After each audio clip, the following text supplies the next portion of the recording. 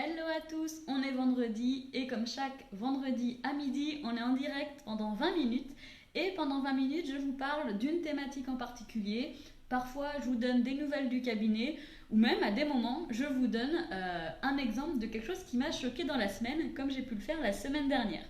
J'espère que vous allez tous très bien et suite aux demandes récurrentes, aujourd'hui, j'ai choisi de vous parler des thérapies, des psychothérapies pour les personnes qui ont un syndrome de Gilles de la Tourette ou des tics. À la fin de la vidéo, on fera le résultat du concours que j'ai lancé la semaine dernière pour connaître le gagnant du bouquin. Celui-là, Mon cerveau a encore besoin de lunettes du docteur Annick Vincent, spécialiste du TDAH. Celui qui aura gagné aussi donc la tasse de Genepsy et un cerveau miniature. Voilà, donc ça on le fera à la fin de la vidéo et essayez de rester là parce que je voulais faire le tirage au sort participatif. Si je suis tout seul, ça serait un petit peu raté. Mais bon, je me débrouillerai. Donc aujourd'hui, je voulais vous parler de cette psychothérapie des tics et du syndrome de Gilles de la Tourette. Si c'est encore compliqué pour vous, si la définition, les critères diagnostiques ne vous sont pas encore très clairs, ce qui est tout à fait logique puisque dans les précédents webinaires que j'ai faits, on a remarqué avec les auditeurs tous ensemble sur le sondage que j'ai proposé que le syndrome de Gilles de la Tourette, globalement les tics moteurs, les tics vocaux, ces troubles-là qui font partie des troubles moteurs, ne sont que très peu, pour pas dire pas du tout, enseignés à l'université dans le cursus de psychologie.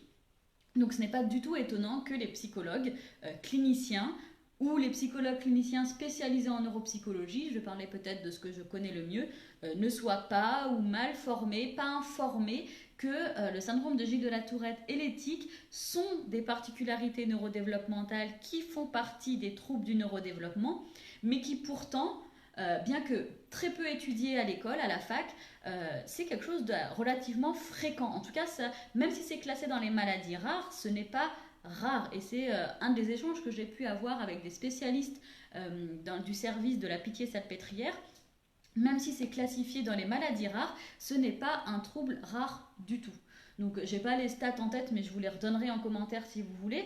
Et c'est donc pour ça que les psychologues cliniciens et les psychologues spécialisés en neuropsychologie, je vais dire psychologues cliniciens pour faire plus court, doivent, j'ai envie de dire, qu'ils soient dans le dépistage ou dans le diagnostic plus précisément, connaître la symptomatologie des tics pour pouvoir soit poser une hypothèse ou mettre en évidence tout seul ou en collaboration avec d'autres professions des tics moteurs, vocaux, des tics chroniques ou un syndrome de Gilles de la Tourette.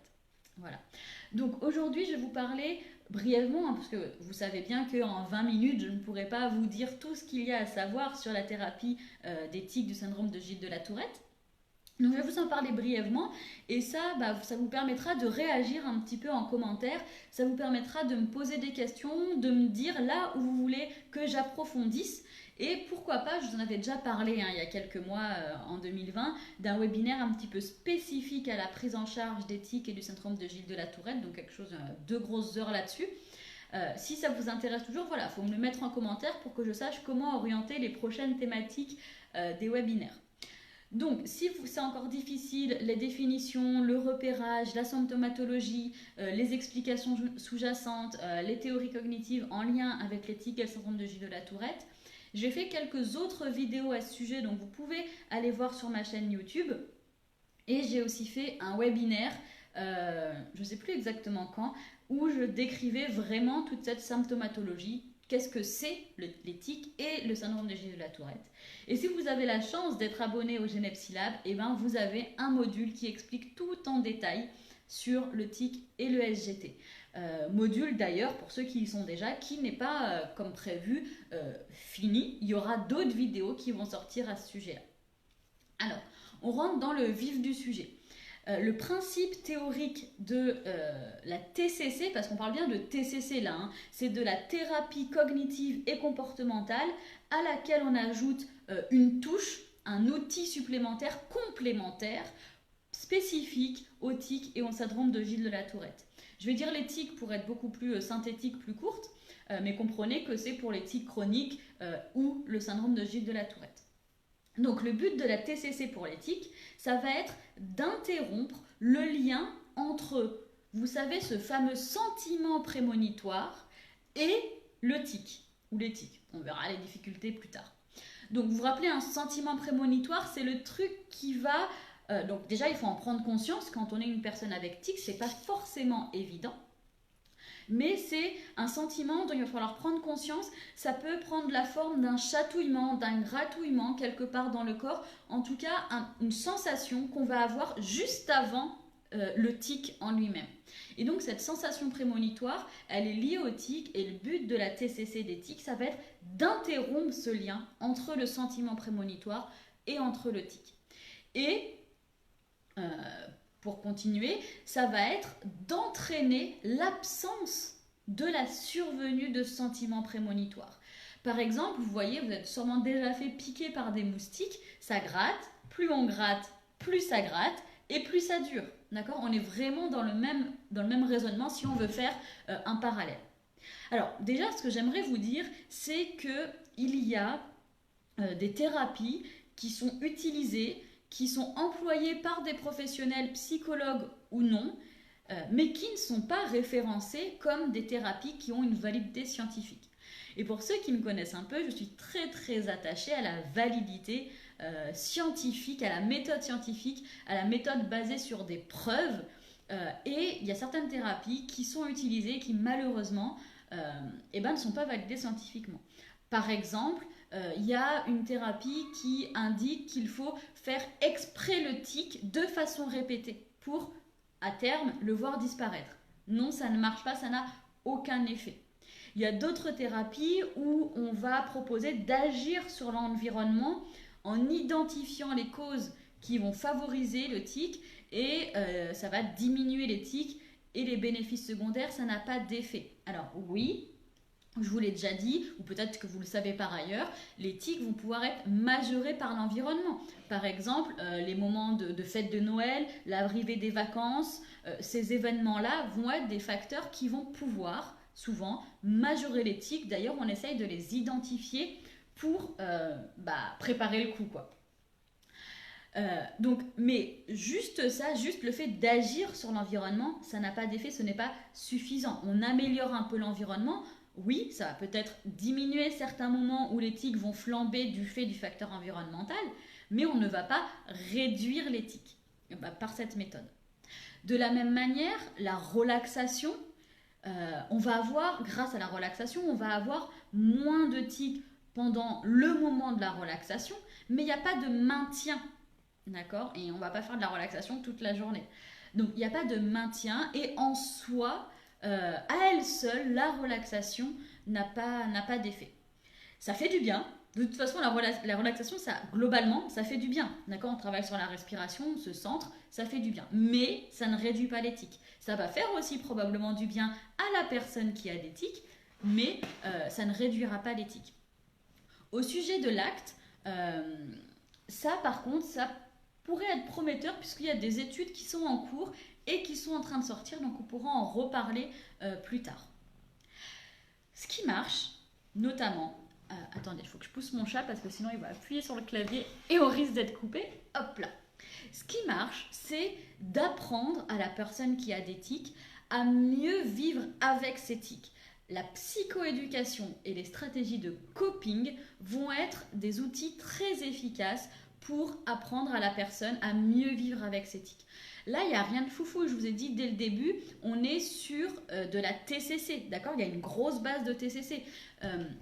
Donc, on va rester dans ces techniques-là, dans cette méthode-là de psychoéducation, ou vous appelez ça comme vous voulez, d'apprendre aux patients à mieux connaître le fonctionnement classique du cerveau et ensuite à ce qu'ils comprennent mieux le fonctionnement son propre fonctionnement et mieux comprendre le fonctionnement qu'il a avec les tics, qu'est-ce que sont les tics, etc. Mewtwo, s'il te plaît, tu me gênes un petit peu. Oula. Donc, on a deux méthodes principales sur la thérapie TCC des tics. Il y a la première, c'est le renversement d'habitude. Le renversement d'habitude, qu'on va aussi appeler HRT, c'est les initiales du terme anglais. On va chercher avec la personne à mettre en place une contraction musculaire qui va être capable d'empêcher la réalisation de son tic. Ça sous-entend par contre qu'il faut avoir bien conscience de la sensation prémonitoire. Donc ça veut dire qu'en amont, je vous ai dit là, je vous fais une brève synthèse, mais qu'en amont, il va falloir travailler sur la sensation, le sentiment prémonitoire. D'accord ? Et cette technique-là va permettre de résister au tic.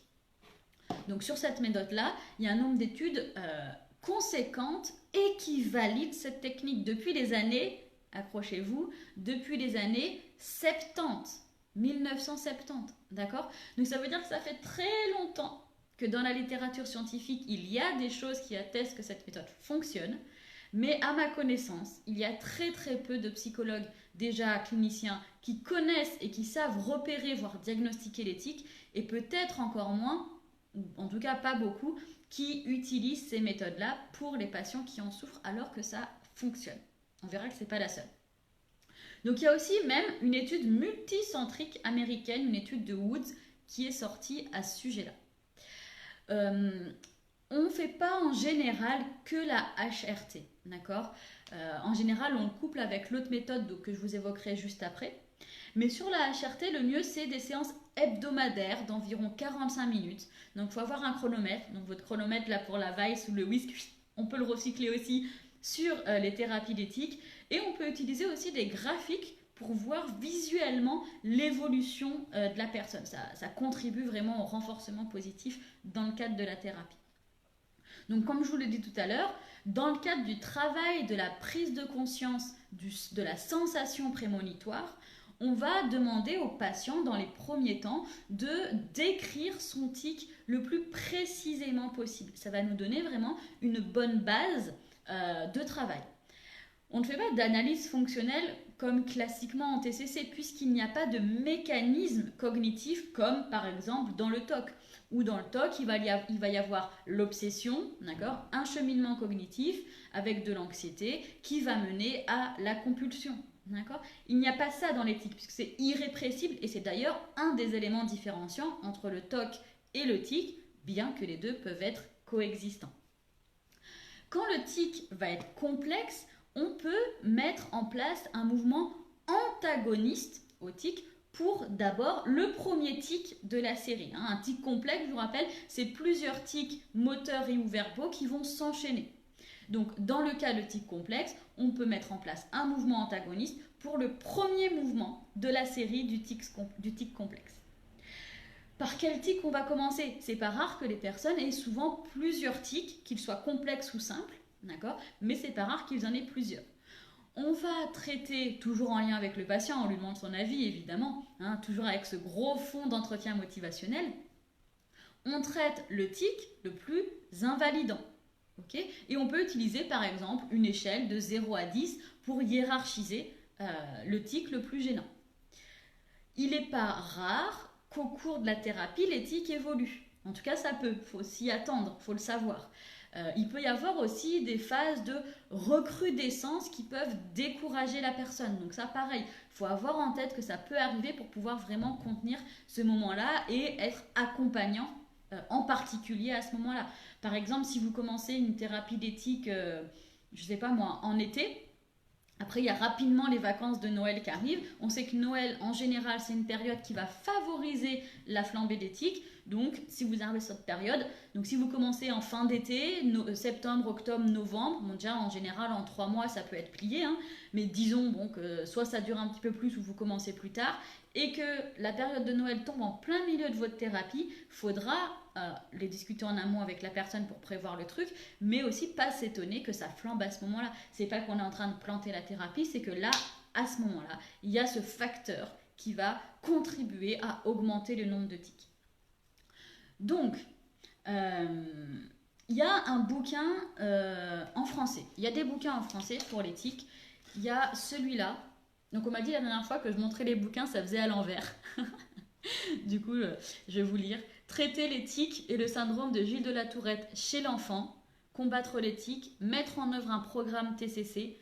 Utiliser une alternative aux médicaments. Sous la direction de Cara Verdelen. je vous lis pas l'autre parce qu'il est en suédois, des éditions Duno, d'accord? Et c'est cette fameuse collection des ateliers du praticien. Donc voilà, celui-là, il vous explique de A à Z la méthode à mettre en place. Voilà. Ensuite, vous avez Se libérer d'éthique, d'accord? C'est le cahier, un protocole complet et progressif, c'est le cahier pour l'enfant. Voilà. Donc celui-là, il est très intéressant pour vous, pour voir ce qu'il y a dedans, mais aussi pour la personne avec qui vous bossez. Donc ce sont 2 livres chez l'enfant, mais ça s'adapte très bien aux personnes, aux adultes. D'accord? Ça s'adapte tout à fait aux adultes. Donc vous pouvez juste changer certains termes, changer la façon d'expliquer les choses et donc de l'adapter facilement aux adultes. Parce qu'à ma connaissance, il n'y a pas de bouquin très similaire pour les adultes. Mais ça s'adapte parfaitement aux ados et aux adultes. Donc là, pas de souci à ce niveau-là. Donc voilà. Il y a une autre méthode, c'est ERP. D'accord? C'est résister à la survenue d'éthique par des techniques de relaxation et d'hypnose. Donc ça, on pourra en reparler une prochaine fois. Hop là.